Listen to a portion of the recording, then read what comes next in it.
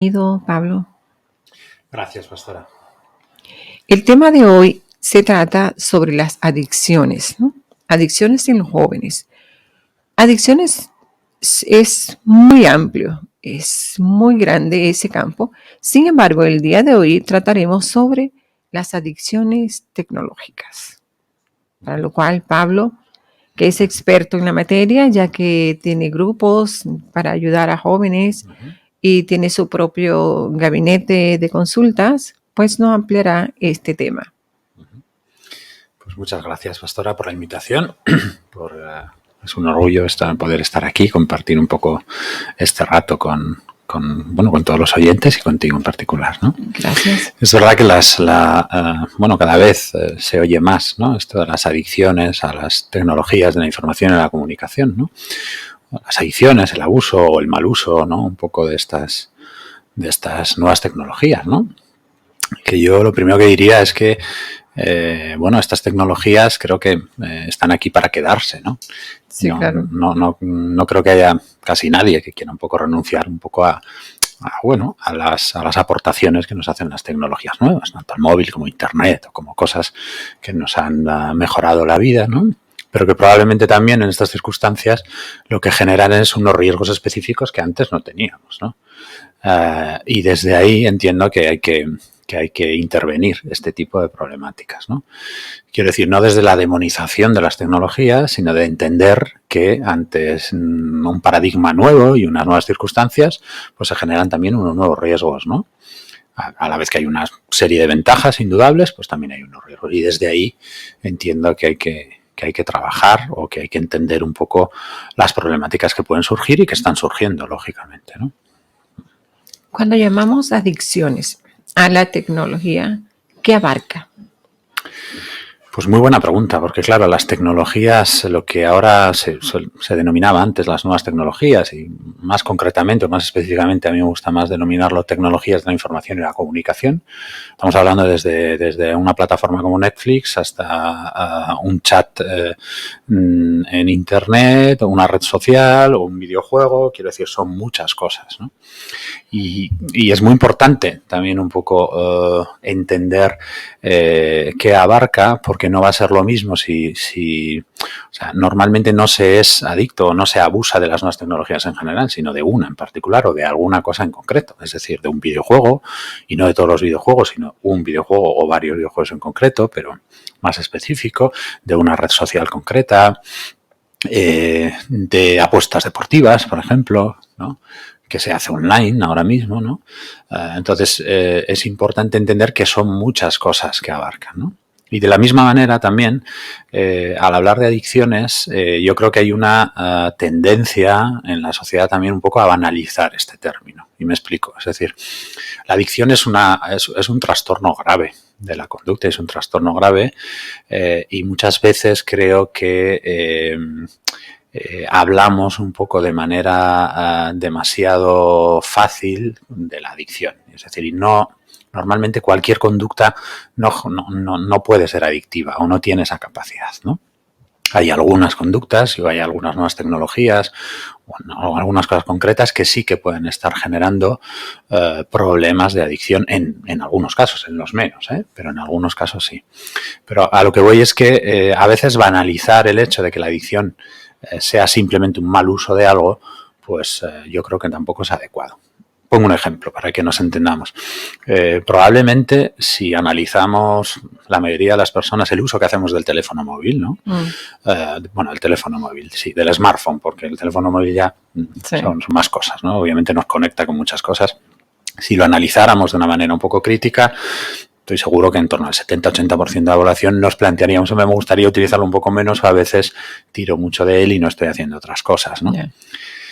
Eso, en la mayoría de los casos, no es una adicción. Y muchas veces hablamos de eso, ¿no?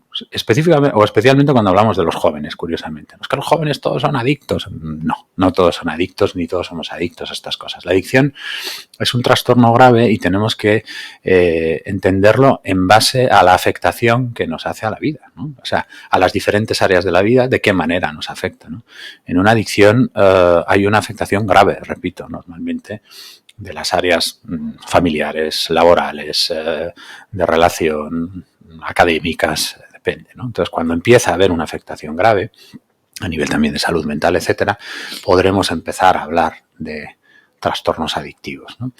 En los manuales de psicodiagnóstico se habla ahora mismo, que el que se maneja normalmente es el DSM-5, es el último de la American Psychiatric Association, que es un poco el manual, un poco de referencia para los psicólogos y psiquiatras en el mundo occidental, al menos, ¿no? Se manejan diferentes trastornos adictivos, que son los más conocidos, los que tienen que ver un poco con los trastornos adictivos de sustancias, ¿no? Alcohol, cocaína, cannabis, bueno, lo que fuere, cada sustancia.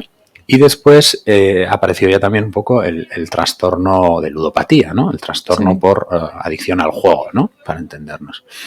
Todavía no existe ningún otro dentro de los manuales de psicología, ¿eh? A día de hoy todavía no existen. Sí que es verdad que empieza ya a haber bastante literatura clínica como para empezar a plantearnos que en el próximo manual, por ejemplo, ya aparecerá el trastorno a videojuegos, el trastorno por adicción a videojuegos. Okay. Pero fijaos que es el único todavía que empieza a aparecer, ¿no? De todo esto que hablamos, de adicción a nuevas tecnologías, el único que todavía, que digamos que tiene una estructura como para considerar un trastorno específico, parece ser que es el trastorno a videojuegos, que de hecho ya en los manuales diagnósticos de Asia, especialmente en China, ya aparece.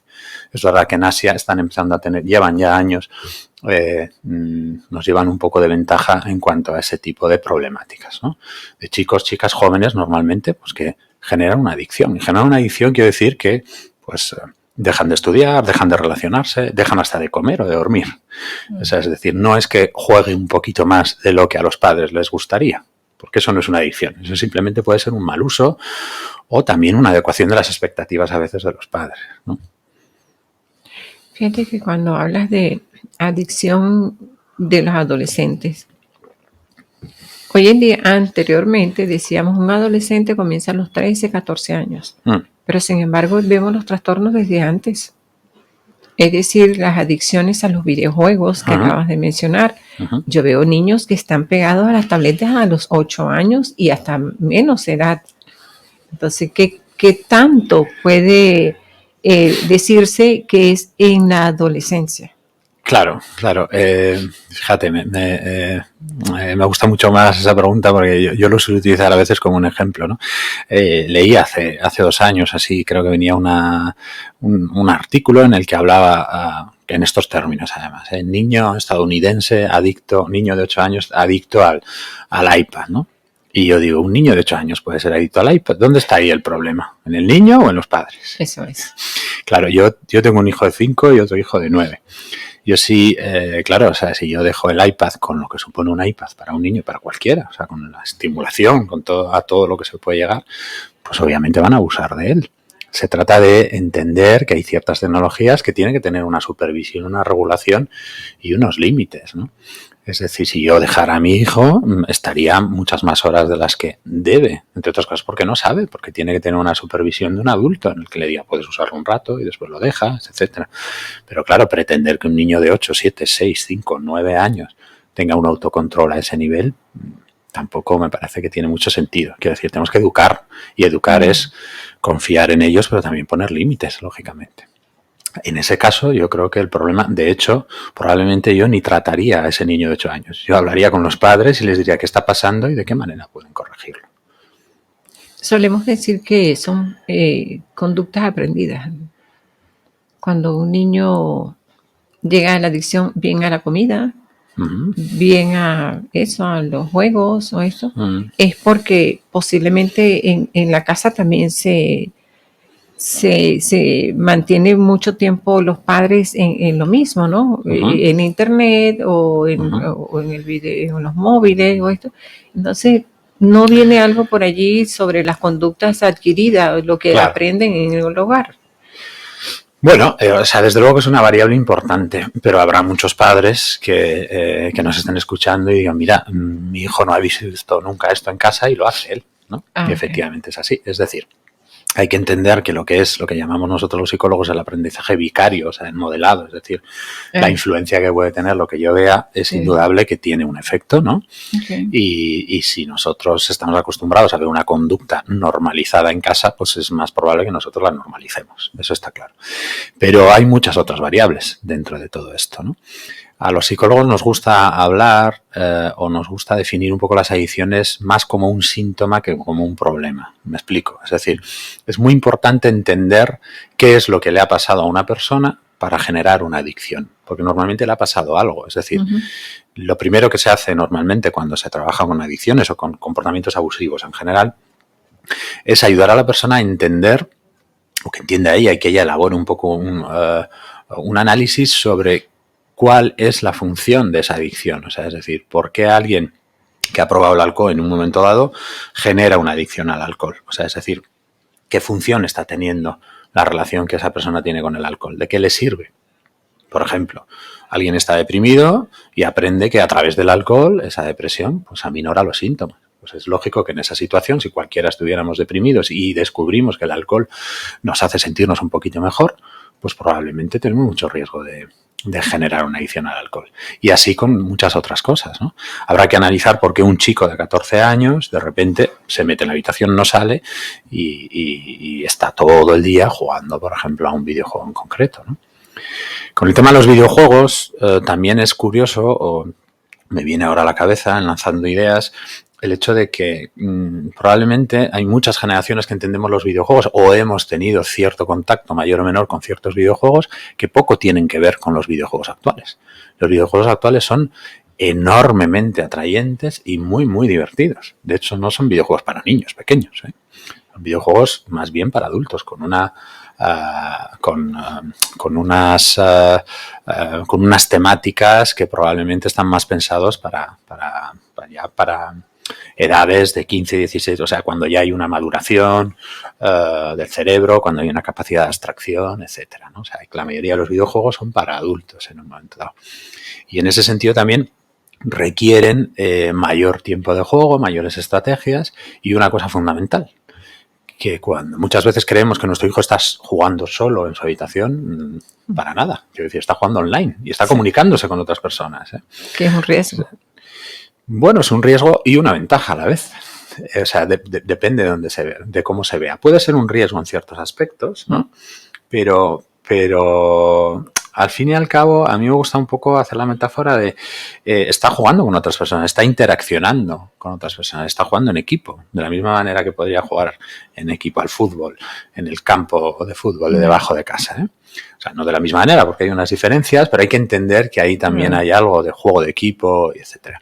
¿Eso tiene sus riesgos? Sí, pero yo creo que tiene más ventajas que riesgos. Otra cosa es que, claro, tiene el riesgo a veces de la presión de grupo, ¿no? De decir, oye, necesitamos que juegues, necesitamos que sigas jugando, porque si no, claro, de la misma manera que te dicen, oye, baja la pelota, que sin ti no podemos jugar, ¿no?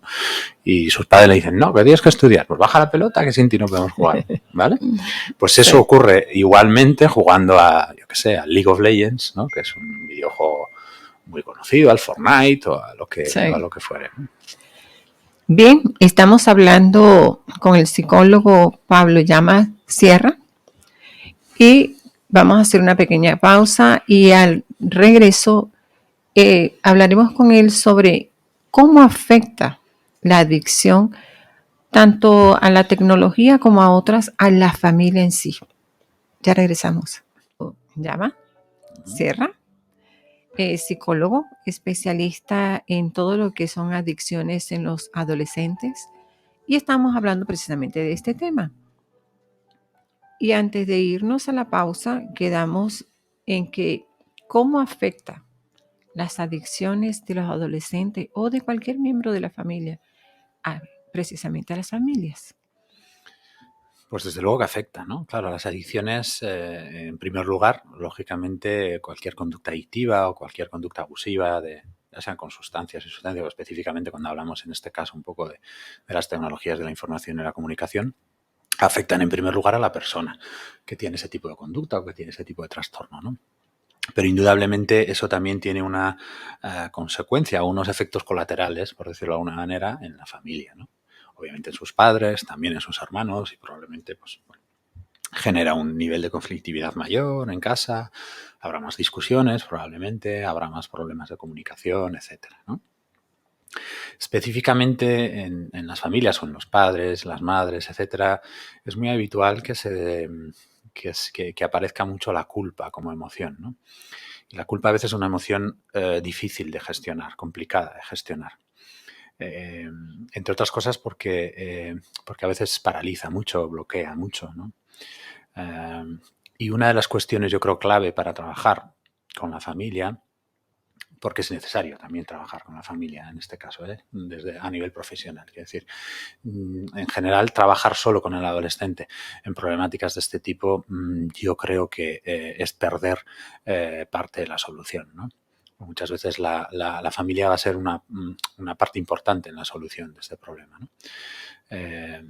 Como decía antes, aparece mucho la culpa y a veces la culpa, en muchos casos, en padres y madres, aparece de una manera pendular, es decir, o bien nos echamos demasiado la culpa, no he sido capaz, no he sabido hacerlo como madre, padre, he sido un inútil, una inútil, lo que fuere, o bien la sacamos de manera muy agresiva, ¿no? Es que él es muy malo, nuestro hijo no hace más que darnos disgustos, no vale para nada, siempre hace lo mismo, o bien culpamos a nuestra pareja también, etcétera, ¿no? Es decir, es un manejo como a pendulazos, por decirlo de alguna manera, ¿no? O sea, desde no valgo para nada yo a no valen para nada los demás, por decirlo de alguna manera, ¿no? Esa manera de gestionar la culpa es muy dañina para nosotros mismos y para la dinámica familiar en general, ¿no? Una de las cuestiones o uno de las partes troncales, yo creo, de la intervención, por lo menos desde mi punto de vista con los padres, es ayudarles a que esa culpa empiece a manejarse de una manera más proactiva, que convirtamos esa culpa en responsabilidad, ¿no? Y que nos hagamos las preguntas de, bueno, más allá de lo que haya ocurrido antes, dadas las circunstancias, ¿qué puedo hacer yo ahora por mi hijo? ¿Qué necesita mi hijo de mí o mi hija de mí, ¿no? Y desde ahí empezar a colocarnos en algo más proactivo, ¿no? En qué puedo ir haciendo yo, si necesita más límites, si necesita más afecto, si necesita que mejore la comunicación, si necesita que un poco todas esas cuestiones, ¿no? Empezar a poner esa parte. Entender también que no todo depende de nosotros como madres o padres. Estamos hablando de adolescentes o de jóvenes. Obviamente ellos van a tener una capacidad de decisión y tenemos que aceptar que en algunos casos, por mucho que hagamos, ellos no van a cambiar. Entonces, son varias cuestiones a ese nivel, ¿no? Pero el hecho de aceptar que hay ciertas cosas que no van a depender de nosotros, pero que sí que hay una parte del pastel, por decirlo de alguna manera, en la que podemos trabajar, nos hace salir de esa culpa dañina y muy bloqueante y empezar como un proyecto, por decirlo de alguna manera, ¿no? Claro. Entendernos, repito, como parte de la solución, como familia, ¿no? Eso es Pero importante. mira, cuando hablamos de adolescentes, no es lo mismo ser un adicto adulto, que el adulto te dice, bueno, mira, sí, ciertamente tengo un problema y necesito ayuda. Claro, El adolescente no. El adolescente te dice, yo no tengo ningún problema. Son mis efectivamente, padres los que están viendo algún problema en mí, el cual yo no lo veo. efectivamente, Yo juego lo normal, hago lo normal y ellos lo ven mal. eso es. Entonces, si ellos no aceptan que tienen un problema y que necesitan ayuda, pues la terapia tiene que ser un poco más difícil. Es diferente y hay que entender que la persona con la que vas a trabajar está en ese momento vital o en ese momento en el que no tiene una conciencia de problema o no se plantea un cambio, ¿no?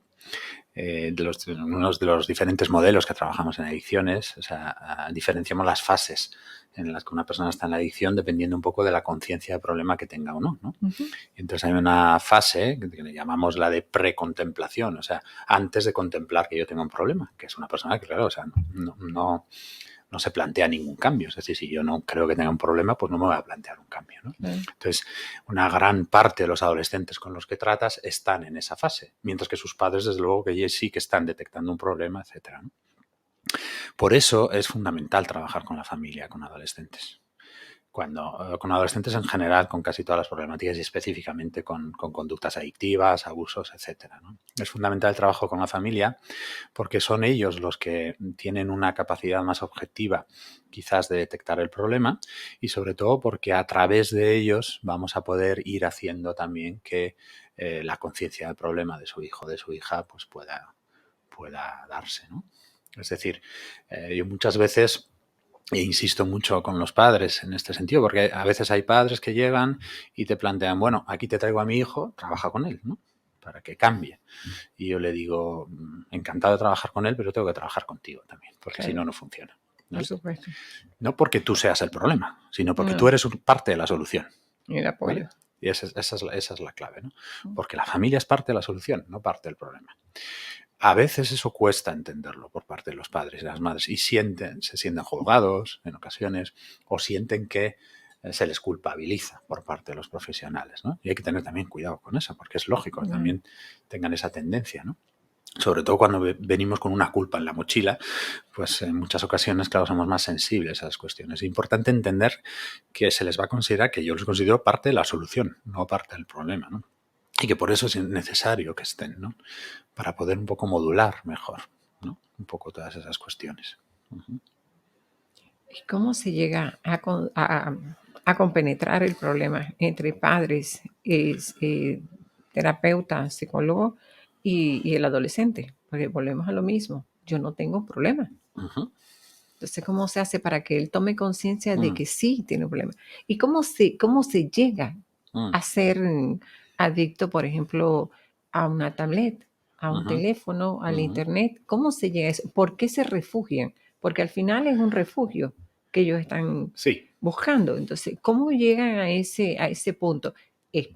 Ahí es donde los padres se culpabilizan Ujú. porque no le he prestado la suficiente atención, porque no le he dedicado suficiente tiempo y se ha refugiado en. Puede ser. Hay diferentes maneras, ¿no? Pero voy a empezar un poco por la primera pregunta, que era Ujú, un poco la de la familia, ¿no? En muchos casos, hay muchos padres y madres que en la primera cita me dicen, me encanta lo que me estás diciendo, pero yo tengo un problema. ¿Cómo hago que mi hijo o hija venga aquí?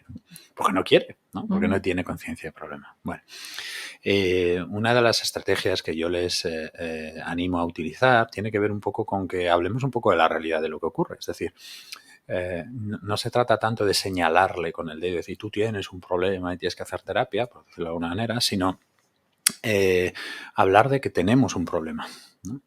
Eh, porque si señalamos al adolescente que tiene poca conciencia de problema o que simplemente tiene miedo, que en muchas cosas sí que puede tener cierta conciencia de problema, pero el miedo a mostrarse, etcétera, pues le hace negar ese tipo de ayuda. Si lo planteamos desde una realidad, que es que, claro, cuando ha habido un problema que tiene que ver con una adicción o con un abuso o con conductas de riesgo en general, normalmente, claro, ha trascendido lo que es la problemática individual de la persona y ya afecta, como decíamos antes, a lo familiar, ¿no? ujú, Entonces, a los chicos y a las chicas les es mucho más sencillo aceptar que hay un problema en la familia. Es decir, que todos tenemos un problema. Entonces, si los padres, en vez de decir, mira, tienes que ir al psicólogo para tratarte esto, si lo planteamos desde, mira, hijo, eso es. tenemos un problema y tú eres parte de la solución de este problema, entonces todos vamos a ir, yo también voy al psicólogo, pero es necesario que vengas tú. Así es mucho más sencillo en la Ya. mayoría de los casos. No digo que vengan de manera completamente voluntaria, pero probablemente van a aceptarlo mucho mejor. Y a partir de ahí empezar a trabajar, ¿vale? A empezar a trabajar cada uno con su parte, lógicamente, ¿no? Cada uno con la parte de responsabilidad o la parte que pueda ir cambiando, mejorando o reforzando, porque en muchos casos con los padres, simplemente los profesionales, lo que les decimos es sigue así, o sea, no pierdas, o sea, lo que hay que ser más constante, se necesita mucha constancia, firmeza y tranquilidad con los adolescentes.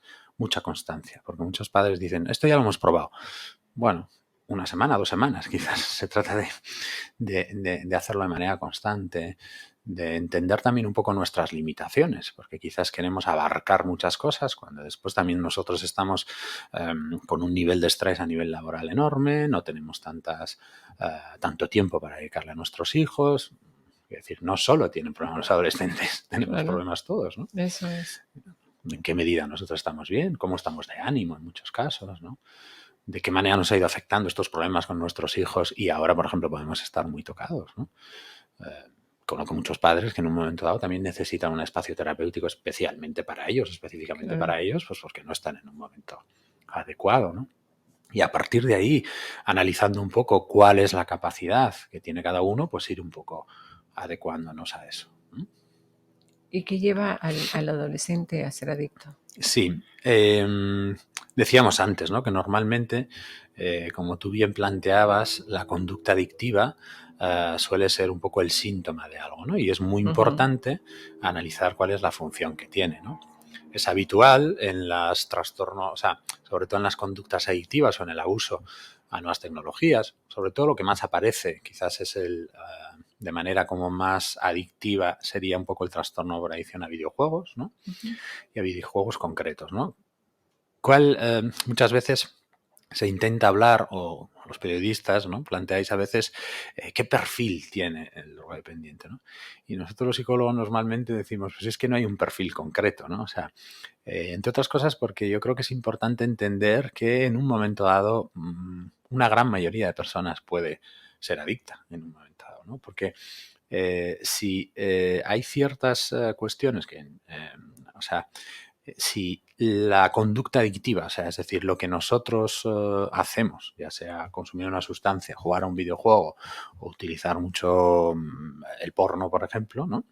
Eh, puede conducirnos o está teniendo una función, ¿no? Que tiene que ver probablemente con tapar otras cosas, con evadirnos, con hacernos sentir mejor, etcétera, ¿no? Entonces es muy habitual, por ejemplo, en videojuegos que haya problemas de base pues a nivel relacional, a nivel, por ejemplo, que se haya sufrido acoso escolar en un momento dado, que tengas una sensación de que no eres muy capaz un poco de relacionarte con tus iguales, o que no te aceptan o no sentirte aceptado, etcétera, ¿no?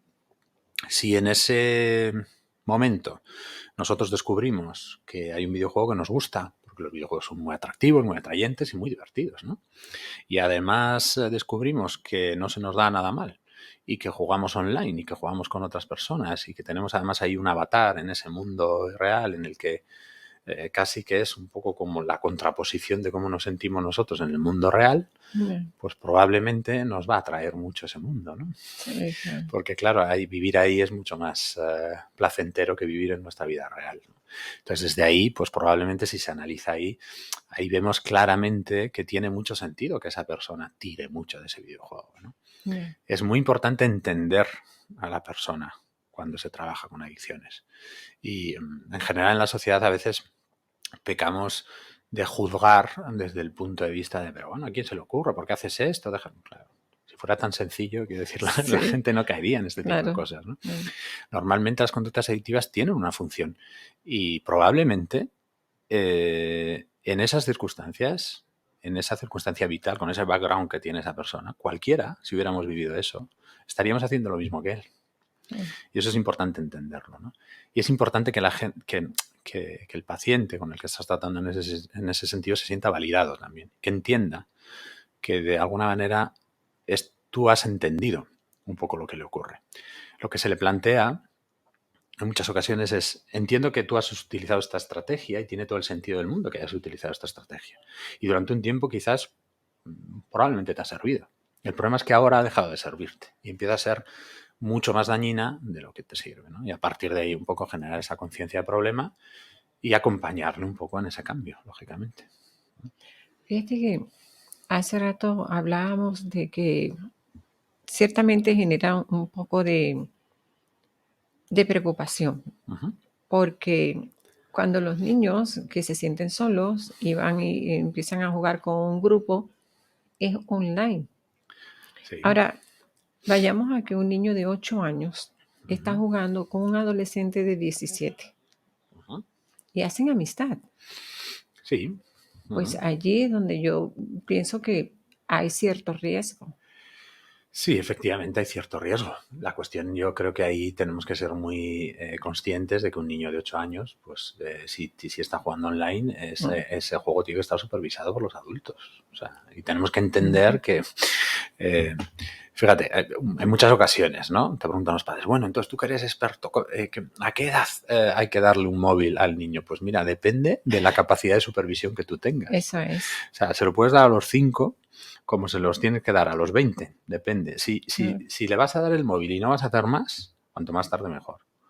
Claro, por supuesto. Si tú tienes una capacidad de dejarle usar un poco un móvil o lo que fuere, y hay un control parental y sabes lo que está haciendo y entiendes lo que hay y hay una supervisión, pues bienvenido sea. Si no, Bien, complicado. ahora vamos a una pequeña pausa y a nuestro regreso hablaremos de cómo prevenir el llegar a la adicción en los adolescentes. Bien, regresamos directo con Pastora Tobar. Tenemos de invitado al psicólogo Pablo Llama Sierra y estamos hablando sobre el tema de las adicciones en los adolescentes. Y en este caso, antes de irnos a la pausa, hablábamos de que los niños se enganchan en lo que son los videojuegos y todo esto, y que no necesariamente los padres se tienen que preocupar a un extremo, ¿no? Sin embargo, él nos va a dar las recomendaciones de cómo evitar que nuestros hijos caigan en la adicción a todo lo que es la tecnología. Sí, y es complicado a veces un poco hablar, o sea, es complejo porque hay que hacerlo de una manera integral, ¿no? Un poco todo lo que tiene que ver con la prevención en general de las conductas de riesgo, me gusta hablar a mí, ¿no? Que pueden ser conductas adictivas, conductas de riesgo en general, ¿no? O sea, conductas disruptivas en los adolescentes en un momento dado, ¿no? Para prevenir un poco un buen uso, por decirlo de alguna manera, de las nuevas tecnologías, porque estaremos todos de acuerdo que, claro, cuando hablamos de nuevas tecnologías y hablamos de una droga en un momento dado, sí que podemos plantear una vida en abstinencia sin que se consuma una droga porque no es necesario, ¿no? Sí. Pero difícilmente vamos a plantear una vida a día de hoy sin que se use ninguna tecnología en la información y en la Sí. comunicación, ¿no? Tendremos más bien que saber utilizarlas de una forma correcta, que de hecho la mayoría de las personas en general la utilizamos de una manera medianamente correcta, al menos no excesivamente problemática, por decirlo de alguna manera, ¿no? A todos nos gustaría utilizar menos algunas tecnologías y hacer otras cosas y leer más o dedicar más tiempo a otras cosas, pero al final pues uno se pega un poco con la pantalla más de lo que debe en el teléfono móvil. Bien, eso es un poco la vida normal y quizás ha ocurrido siempre y ahora con el paradigma nuevo pues pasa esto, ¿no? Con las nuevas tecnologías, desde mi punto de vista, se tiende mucho a poner el foco en las habilidades técnicas de manejo. Y creo que en los últimos años he utilizado algunos términos como utiliza el término de que las nuevas generaciones, ¿no? La generación Z o los millennials, ¿no? Se les ha empezado a considerar como nativos digitales, entendiendo como que ellos ya han nacido en esta era digital y con lo cual como que se presupone que ellos saben gestionar, o saben usar esas tecnologías, ¿no? Y sí que probablemente tienen capacidades técnicas para usarlas, ¿no? Pues porque han nacido ya casi con ellas, ¿no? Pero eso no quiere decir que sepan gestionar todo lo que supone, ¿no? Para eso, de lo que hay que dotarles es de habilidades para la vida diaria, como hemos hecho siempre, como venimos haciendo desde hace muchos años. ¿A qué me refiero con habilidades para la vida diaria? Pues a dotarles de una capacidad de pensamiento crítico, ¿no? Es decir, si estaremos de acuerdo que una de las cosas que nos abre Internet es un acceso a la información masivo, ¿no? En el que haya información más positiva, más negativa, más real, más objetiva, menos objetiva, bueno, un poco de todo. Hay más manipulación, hay de todo. Entonces, en la medida en que tengamos chicos y chicas que tengan capacidad de pensamiento crítico, les estamos dando la habilidad para enfrentarse y para discernir entre lo que me conviene, ¿no? Lo que quiero o lo que no quiero en ese aspecto, ¿no? Eso por un lado. Otras cuestiones, por ejemplo, es muy importante sobre todo que aprendan a tener una gestión emocional adecuada, ¿no? Es decir, a gestionar y a regular sus emociones. Y para eso hay que hacer más hincapié en ir atendiendo a nivel emocional a lo que nos ocurre, ¿no? Sin juzgarlo, entender un poco lo que nos vaya ocurriendo para ir un poco aceptándolo y regulándolo en la medida de lo posible. Bien, retomamos nuestro tema. Estamos con Pablo Llama Sierra, psicólogo, especialista en adicciones en adolescentes. Y nuestro tema justamente es ese, la adicción a la tecnología. Pablo, aquellas madres que te están escuchando en este instante y podrían preguntarse, mi hijo pasa 4 horas o 5 horas jugando, ¿será adicto? ¿Necesitará ayuda profesional? ¿Qué le puedes comentar a ellas? Bueno, lo primero que yo sería un poco, habría que tranquilizar a las personas. No creo que porque las tecnologías de la información y la comunicación hayan llegado y estén para quedarse, como decíamos al inicio, eso quiere decir que de repente vaya a haber una epidemia de adicciones mayor, ¿no? Eso no va a ocurrir, no está Sí. ocurriendo y no va a ocurrir. Es verdad que aparecen problemas asociados a este nuevo paradigma que tienen que ver con los riesgos que suponen, ¿no? Y desde ahí hay que entenderlos. Es decir, la mayoría de las personas vamos a saber utilizar las tecnologías de la información y la comunicación sin que eso suponga que desarrollemos un trastorno adictivo. La Ok. grandísima mayoría, ¿no? Dicho esto, después habrá que analizar diferentes indicadores. La frecuencia en la que alguien, por ejemplo, juega un videojuego, tiene que ser uno de los indicadores, pero no solo el único. Porque si un chaval juega mucho y juega solo en sus momentos de ocio, pero en cambio va bien en clase, estudia lo que tiene que estudiar, se relaciona, tiene actividades extraescolares, hace un deporte, pues ahí probablemente no va a haber un problema, no parece que hay un problema, ¿no? Habrá que ver, yo creo que lo más importante para definir o para saber si existe o no una conducta adictiva tiene que ver con la afectación a la vida cotidiana, a la vida, a las diferentes áreas de la vida. Es decir, eh, mi hijo o mi hija tiene amigos, se relaciona, sale. Mi hijo o mi hija en sus responsabilidades académicas, laborales, las que fueren, más o menos cumple, lo hace bien. Mi hijo o mi hija es capaz de comunicarse conmigo. Mi hijo o mi hija duerme un mínimo de horas, se alimenta, ¿no? Ya. Porque hay casos en los que estamos hablando de gente que se olvida de comer, se olvida de dormir, ¿no? Esos son los casos más graves, ¿no? Porque Sí. ya si ya te estás dando cuenta que estás olvidando tus necesidades más primarias, ¿no? Como pueden ser el sueño o Claro. la comida, etcétera, pues claro, ahí es obvio, ¿no? Pero esto no se da en la mayoría de los casos. Probablemente en muchas ocasiones también se llega a las conductas adictivas pasando primero por síntomas depresivos, por síntomas de ansiedad, ¿no? Valorar cómo está de ánimo nuestro hijo o hija, ¿no? Esa parte, muchos padres dicen, es que yo creo que en realidad está deprimido, ¿no? Y muchas veces es así, claro, y desde esa depresión a veces utilizan las conductas, las sustancias o lo que fuere, pues para sentirse mejor en Claro. ese sentido, ¿no? Entonces, lo primero diría, primero tranquilizar, o sea, es decir, no, esto no va a ser una epidemia, por decirlo de alguna manera, ¿no? El hecho de Sí. que tengamos móviles, iPads, tabletas, todo este tipo de cosas, y Netflix y HBO y todas estas cuestiones, no quiere decir que nos vayamos a volver adictos, ¿no? Pablo, estamos terminando. No me gustaría que nos despidiéramos sin antes dar tus números de teléfono, dónde Ujú. se te puede localizar, dónde podrían una persona que te está escuchando en este momento tomar una cita contigo. Muy bien. Pues mira, voy a dar mi correo electrónico primero, que Ujú. sería pablollamasierra@yahoo.es. Y también el número de teléfono, que sería el 626-664786. Nuevamente. pablollamasierra@yahoo.es. Y el número de teléfono 626-664786.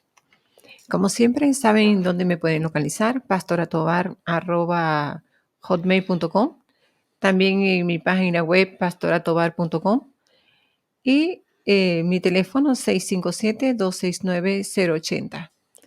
Nos despedimos por hoy. Les damos muchísimas gracias a nuestro invitado, Pablo, psicólogo y experto terapista en todo lo que es adicciones. Y Decisión Radio, muchísimas gracias por esta oportunidad y será hasta la próxima.